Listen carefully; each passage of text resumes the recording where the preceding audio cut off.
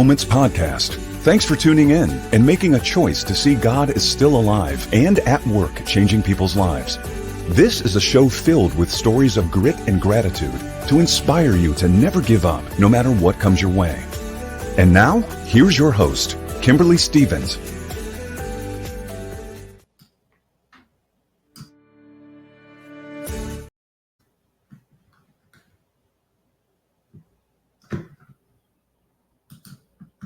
Welcome to Altered Moments. I'm Kimberly Stevens, your host, and I am grateful to be here today.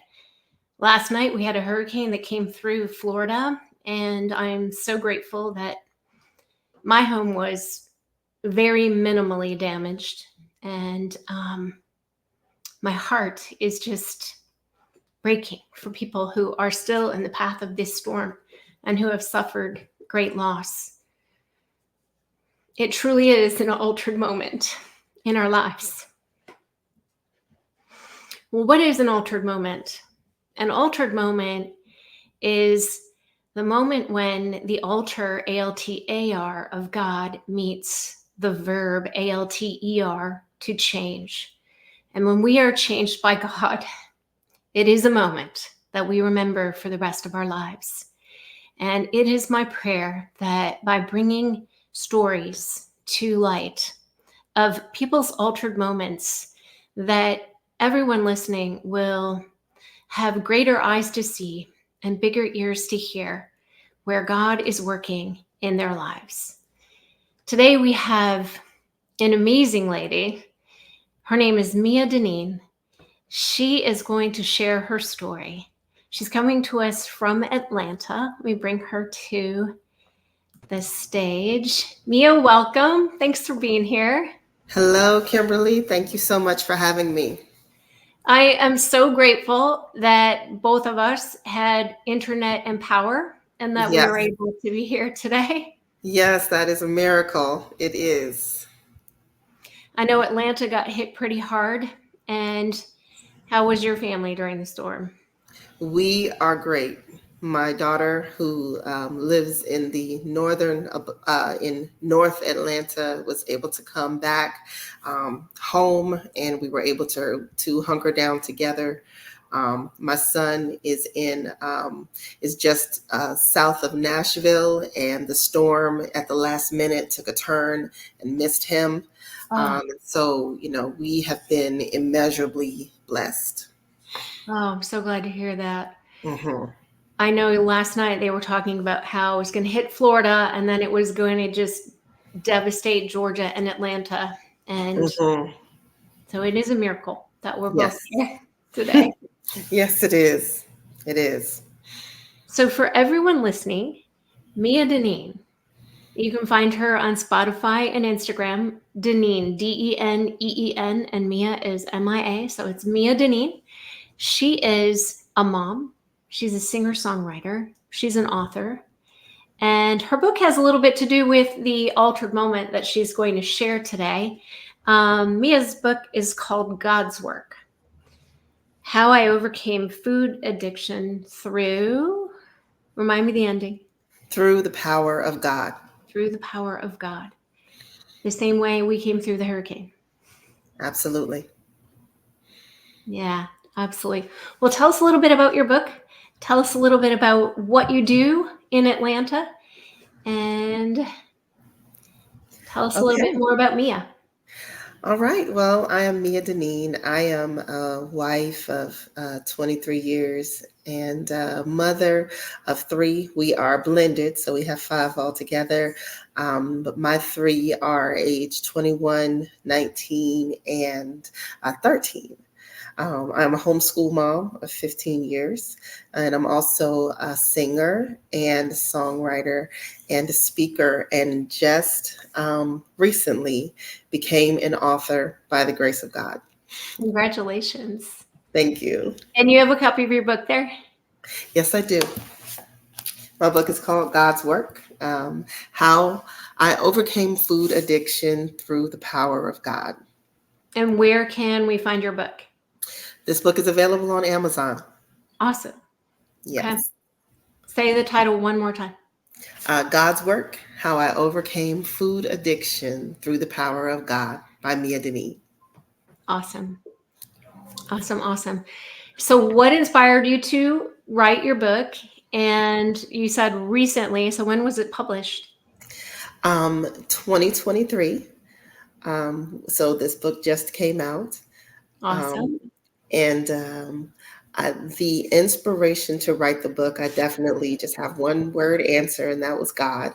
I never saw myself as an author. I am a writer. I write songs. I teach children how to write. I've been, a strong writer. I have a degree in literature, but I never saw myself as an author, um, and just maybe never thought I had that much to say.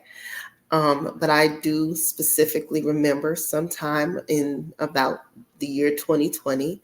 Um, God speaking to me to say write, and I didn't specifically know what I was going to write about. I just started to go on my computer on a daily basis and to write about my experiences. Wow. That takes a lot of discipline. And for me, when I wrote my book, I knew that I was supposed to write a book when I was 8 years old. And Mm, when I was 40, I knew what it was supposed to be about. And when I was about 50, God gave me the title and essentially told me to write it. And I didn't write it for about 6 years. And so I felt like I was Jonah, um, out of the will of God and in the belly of the whale. And it was finally time. And that's how I wrote my book too. I sat down and I disciplined myself to actually write. And mhm. I know you speak from experience and I speak from experience. It sometimes it's just not easy. But if you sit down and write and discipline yourself every day, eventually you get a beautiful book. Exactly. And I'm glad you said that because I had, a similar story. It wasn't, it was a 3 year, mine was a 3 year journey. It wasn't, I guess, a very long journey as far as books go. But there was a period of time where I put the book away because I didn't know where to go anymore with it. I didn't have a title. Well, no, I'm sorry. I did have a title, but I didn't know the direction to take the book. I originally thought that I was going to write a book about weight loss. And then, but that wasn't what was happening in my life. And so I didn't know where to go with the book. So I put the book down thinking that the whole thing had kind of been a bad idea or maybe, thoughts in my own head. And then I remember one birthday, it was a birthday of mine specifically. My husband took me to the silos in Texas where Chip and Joanna Gaines have their setup. And we were walking through some of their different setups and their shops. And I remember going into a little shop where there were these beautiful little wall hangings.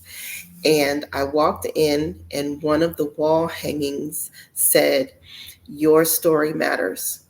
And Oh, I remember specifically tearing up a little bit because I knew that that was God telling me that my story mattered. your story matters. My story matters. All our stories matter. Hmm. And that's why I love doing this podcast because it's stories. And all of our stories, somehow God intervenes and changes us, and we become new, changed, different. We see our Hmm. past with different eyes. And I love that I get to be a host for you to come here today and tell us your story. Hmm. So Yeah. I've heard your story and it's inspiring and amazing. And you've had to do a lot of hard work in order to be here, one, and have written your book, but two, in order to be here with a story to share. You've had to do a lot of deep work inside and spiritually. Mm-hmm. Mm-hmm. Yes, the inner work. It has been hard work, but I wouldn't trade it for anything, and I would recommend it to any girl or woman who needs healing. And I would also say that the work is not done alone. It is very much God's work that He wants to do in us. It is a work that we can lean into and surrender to. It's not a work that we have to do on our own. It is a collaborative work that we can lean into and allow the work to be done in us. So yeah, that's what I would definitely say. I love that. And your book title is God's Work. Yes. And I actually want to, just because we're saying it so many times, I just want to put that up on the screen here.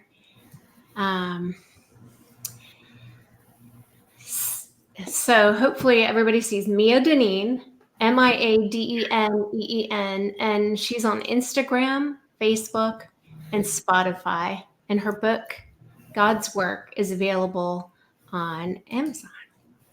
Thank you for that. You're welcome. So I know your altered moment has a lot to do with your book. Yes. Tell us a little bit about the context of what was going on. And I know you do a lot more deep work on this in your book, but give us the altered moment and the overview. Okay. I'm sorry, I have a little bit of a cold. All right. So when I talk to my middle schoolers about creative writing, I always tell them that, a great story always begins, kind of like a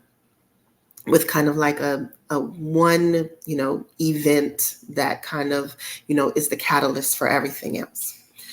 And for me, that one event was the death of my aunt on Christmas Day in 2019. We were eating dinner together, my whole family, and my aunt, who was my mother's younger sister, was eating dinner with us, and her birthday was the next day. So we were, transitioning from dinner, because our tradition was that after dinner, we had a little birthday party for Aunt Susie. That was kind of our family tradition. And we were doing that, setting up for her little birthday party, which kind of was the Christmas dessert. And we would sing happy birthday to Aunt Susie. And, everything was all the family was there. We were opening gifts, doing all the traditional Christmas things. And Aunt Susie begins to have chest pains. Oh. And, at first we're thinking, what is it? It's indigestion. We're not sure what's going on. And, she continues to kind of have chest pains.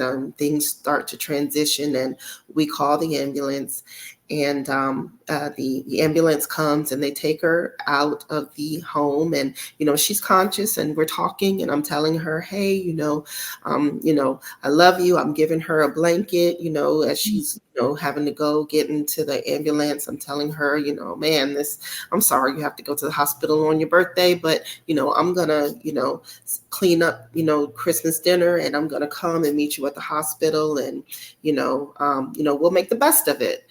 And, she's saying, okay. And, the ambulance takes her out, and that's about, that's it. The ambulance takes her out. We leave, and I'm cleaning up, and I'm putting my shoes on, about to meet her at the hospital. And I receive a call from my sister saying that my aunt never made it to the hospital, that she passed away. And the whole thing was just so very surreal. And I couldn't believe, I so couldn't believe it. that I go to the hospital and I demand to see her because I cannot believe it. Right. And I go to see her. I'm going back to the hospital and I see her, and I was not ready. I was not prepared for what I saw. And so that night, when after all of the drama dies down, I come home and my heart physically begins to hurt. I'm traumatized by what I saw in the hospital, by just disbelief, by the shock of it all, by everything. But I am staying at my mom's house because I'm visiting in the state of Virginia from Atlanta. And I'm afraid to say anything because this is my mom's younger sister. And I'm afraid to speak that my heart is hurting so badly because I don't want anything to happen to my mom. And so I'm in my room and I'm just, crying out to the Lord. I'm hurting, physically, my heart is hurting. And so, um, that night I am, that I try to make it through that night. The chest pains persist on and off throughout the week where we are, planning the services for my aunt. The, the chest pains are still on and off. Somehow I make it, back home. We have the funeral, the homegoing for my aunt, and I leave the very next day with my children and we head back to Georgia. Once we get to Georgia, a few days later, I'm back at home and I'm trying to resume my activities. But at that time, I start having nightmares. And not only, I'm still having the chest pains, I'm having the nightmares. And not only that, but my heart begins to beat fast. I'm starting to have like these heart palpitations. So, at that time, now that I'm back in Georgia, I am running back and forth to the ER thinking that I'm having a heart attack at this point. Wow. And I come to find out the doctors really have no answers for me. They put me on medicine that eventually begins to slowly help me. But, I am also, just completely afraid. I'm just crying out to God. I'm not sure what's happening. And I'm just praying that the Lord allow me to let my kids grow up. Wow. Allow me to finish raising my Yeah. kids. I'm not afraid to die. I know where I'm going when I die, but I was scared to death that the Lord was going to take me from this earth without allowing me to see my children grow up. And that would send me to my knees every time I thought about it. I did not want that to happen. And so I begged God for my life daily. This was over the course of about, I would say, 6 or 7 weeks. And over that time, slowly, the medicine began to help. I was wearing a heart monitor. I was back and forth to a cardiologist. And slowly, I was fasting and I was praying. And slowly, my heart began to slow back to normal. Wow. Um, During that time, what I want to say is that God began to take that occasion to not only heal my heart physically, but once I began fasting and praying and my heart rate started healing, my heart rate started slowing to normal. There was this there was this period of time where I understood that God was taking me on a journey. And that journey lasted about 3 years. And that was the journey where God began to lift the roots on a 30-year battle that I had with an eating disorder, codependency, and low self-esteem. Um, Wow. there's this song that um, that I like to sing, and the song says, God wants to heal you in all the ways, everywhere you hurt. That's what the song says. God wants to heal you everywhere you hurt. And I really, that was very true in my life, because the healing that I was asking the Lord for was a physical healing. Like physically, my heart needed healing.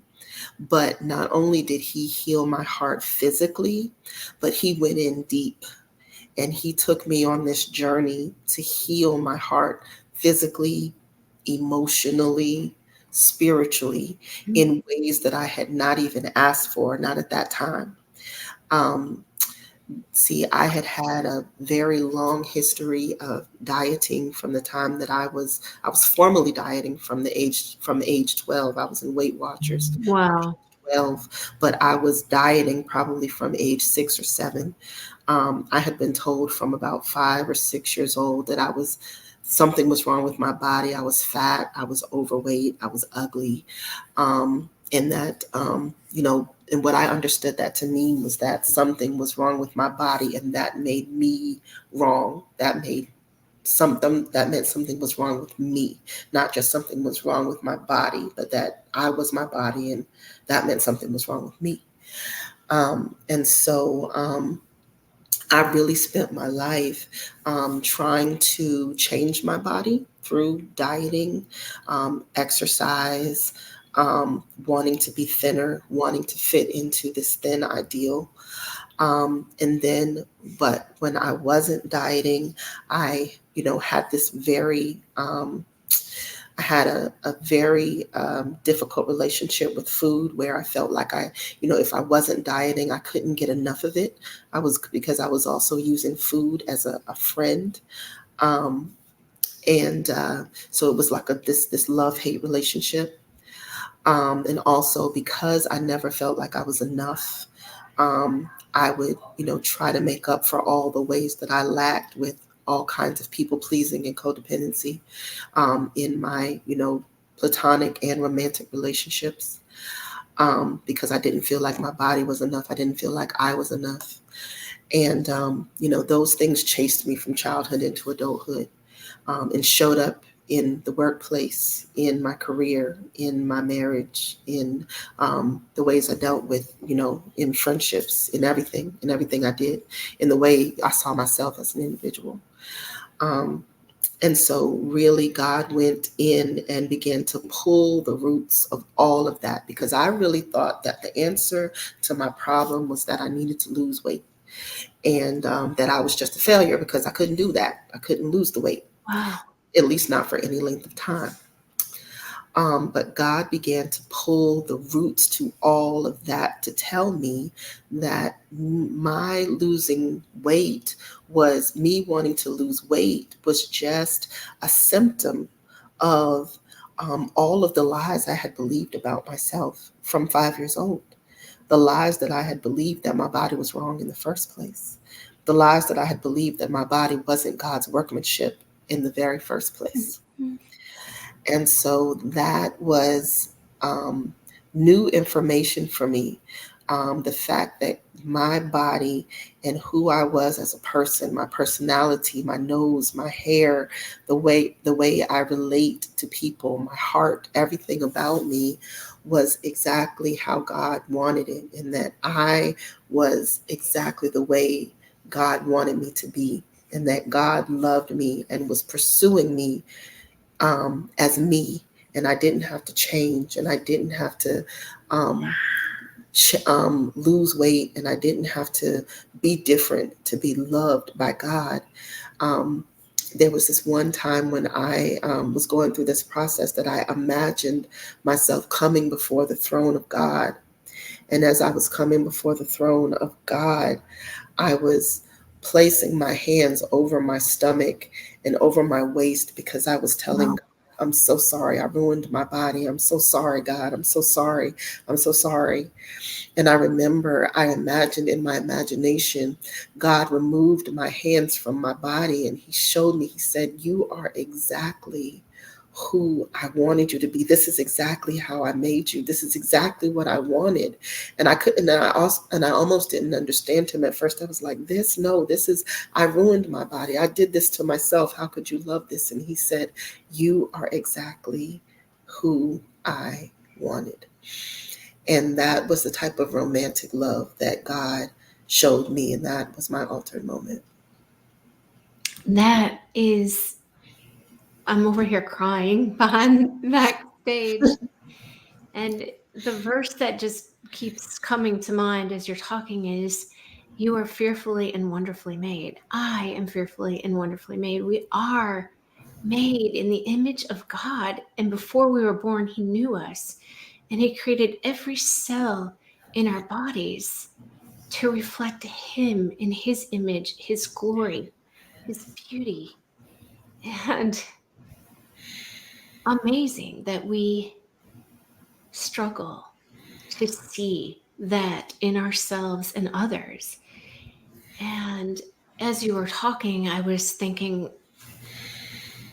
it's amazing how when we can't see that beauty in ourselves, how we cannot not only function as a whole person, but we can't see it in others either.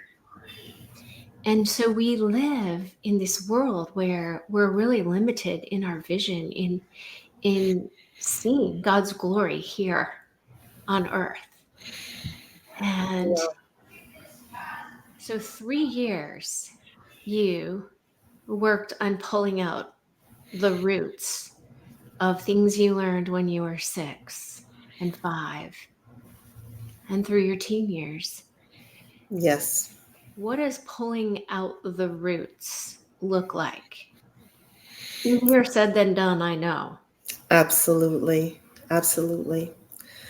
Okay, so pulling out the roots really had a few steps. The first thing, the first thing was really hard, and that was exposing these things to the light.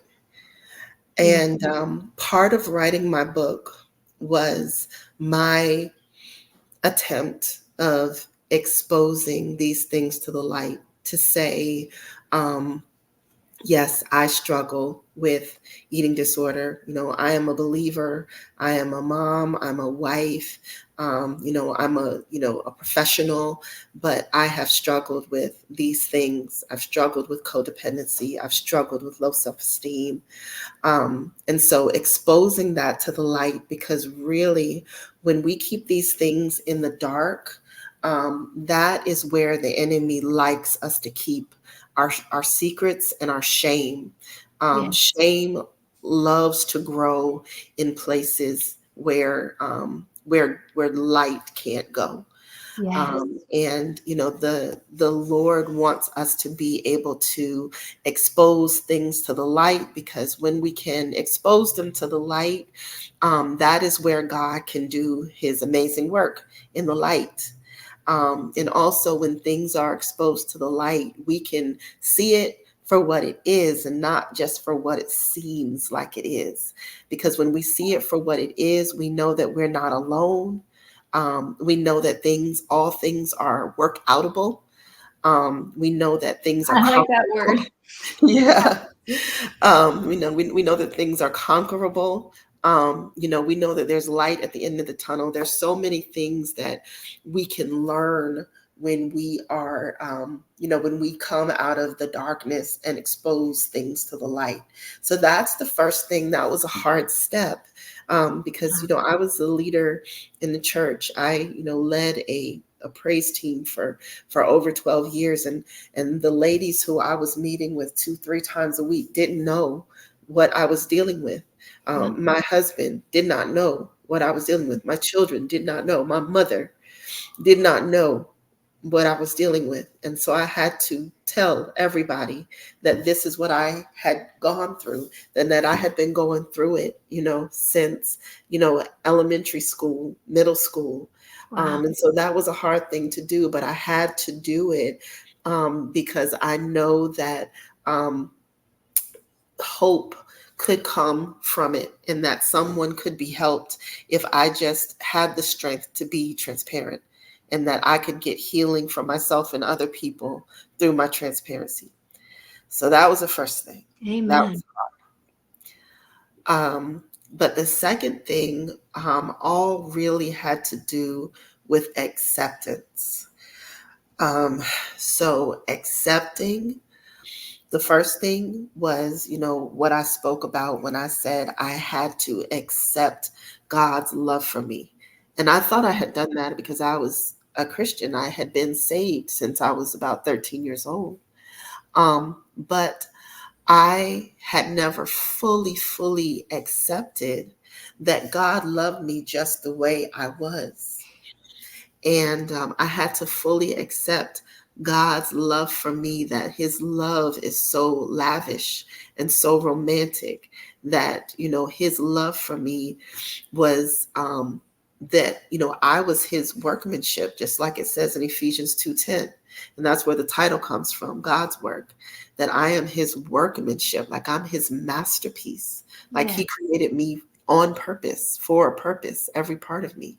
And so I had to accept that I don't have any power to ruin myself. I am how he created me, everything about me. And it's for a purpose, for his purpose. And I'm just, our bodies, all of our bodies are God bodies. We're just kind of, all of us are, meant to be diverse and different and all beautiful. And it's just, we have to, deny that, the culture that says we should all be, this size 2, and should look a certain way, because that's not what God says. And there's so many scriptures that says, God looks, at the heart. He doesn't look at what man looks at. But we get it so twisted. Even us believers, we can easily get that twisted if we're not thinking spiritually. So that was the first acceptance. The second acceptance, after I accepted God's love for me, was I had to accept myself as a person, and I had to finally accept my body, and that's an ongoing journey. I had to Mhm. accept. After I understood that God accepted my body and God accepted me and that he loved me, I had to do the hard work of accepting me.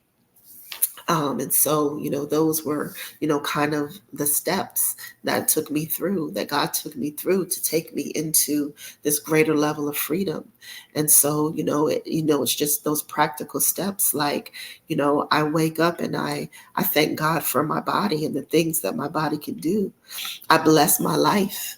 I thank God for, the abilities that he's given me. I take time to speak life into others, especially young girls. I speak to, people who are in our phases of life, the moms, the aunties, to the grandmas, to remind us that we are God's work and that we have to be speaking something different into the lives of our children, because they have to fight the culture. They have to fight social media. They have to fight, the brainwashing of, all the people around them who are saying that Absolutely. be this cookie cutter image when they are made in the image of God, and God is eternal. So we have to think, outside of this one little image, and that, there's something about every single person in the universe that's just like God, and that we should be celebrating that in them. Yes, absolutely.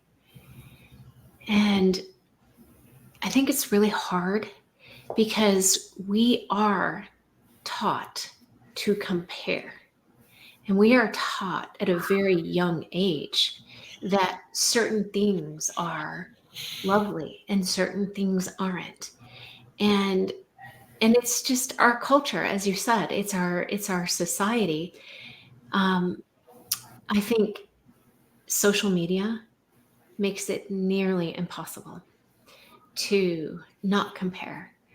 Because when was the last time you posted your ugly picture on social media? Not just you, Right. not me, anybody. We don't Right. post our ugly pictures on social media. we post the pictures of our kids perfectly dressed and their teeth are brushed and their hair's combed and everything in the house is picked up, and we post that picture even though that might be true for 30 seconds of our life that day. But then Exactly. somebody comes and they look at that picture and they think, wow, look at how her family is. Mhm. And comparison is the thief of joy. I wish I could remember who said that, but it's so true. Mhm. And in dealing with our weight, our appearance, our behavior, our just about anything, we're comparing.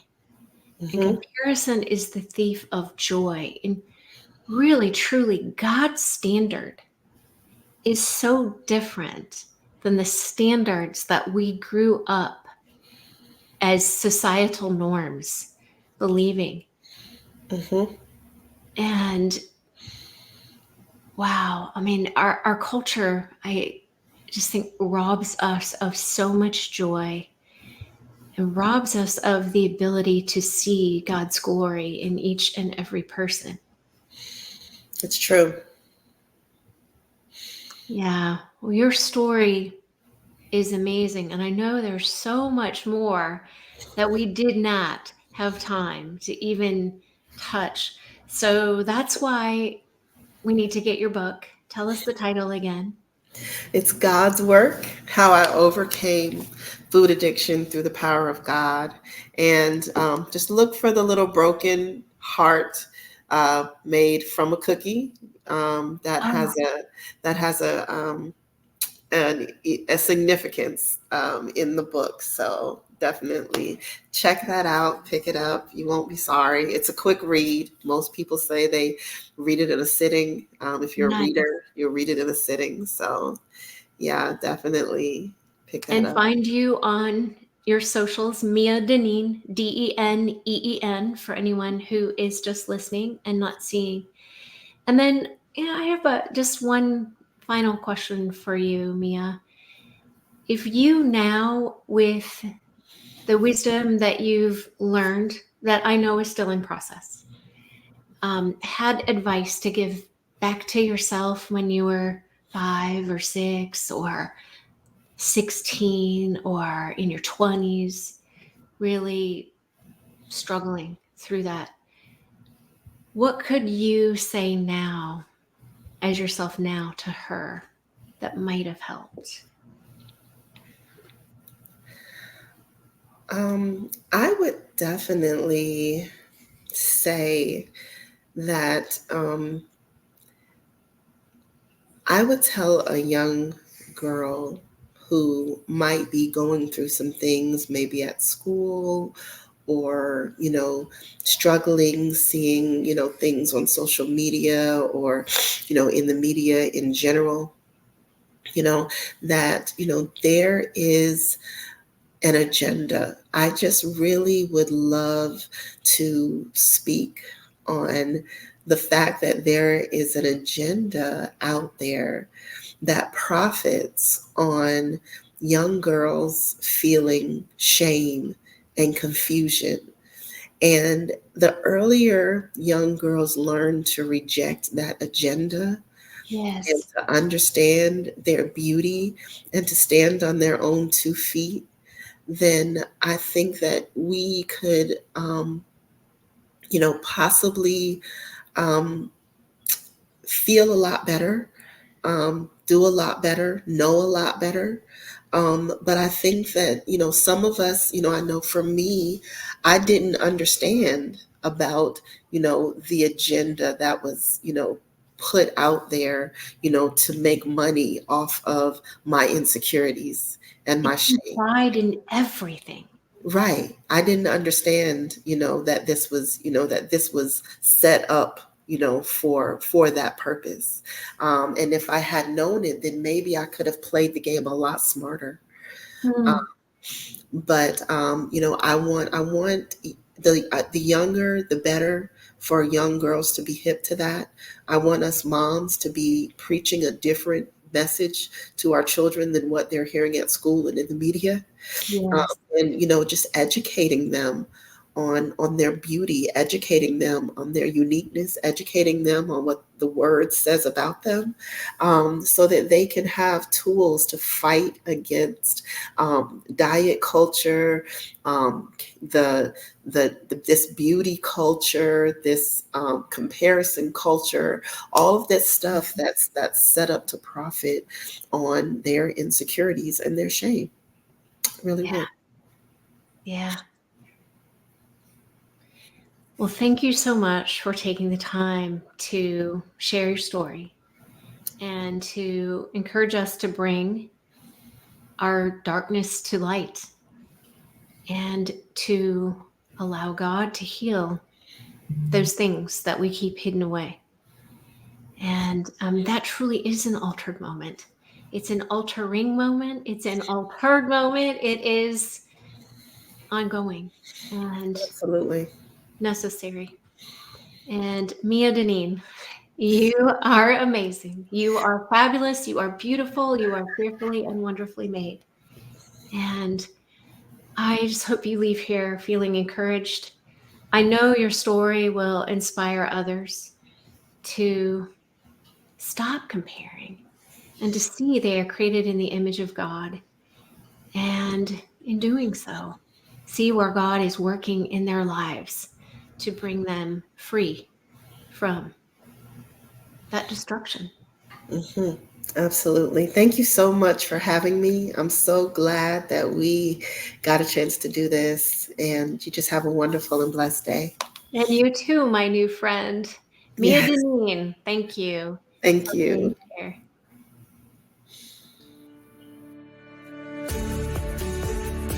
We appreciate you for tuning in to this episode of Altered Moments. To get updates and new episodes, please subscribe to the show on your favorite podcast platform. And if you enjoyed today's show, please leave us a review.